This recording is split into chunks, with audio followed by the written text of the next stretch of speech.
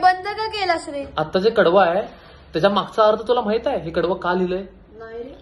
तर 1972 साली महाराष्ट्रामध्ये भीषण दुष्काळ पडला होता. अक्षरशः उपासमारीची वेळ आली होती. मग लोक काय खात होते? तर सुकडी नावाचा लाल गहू भारतानं आयात केला होता. तो गहू अमेरिकेमध्ये जनावरांना खायला घालायचे. आणि आपण गणपती बाप्पांना तर तांदळाच्या मोदकाचा निवेद दाखवतोय. तर या गाण्यातून आपण गणपती बाप्पांना असं सांगतोय की तुला मी तांदळाच्या मोदकाचा निवेद आज दाखवू शकत नाही.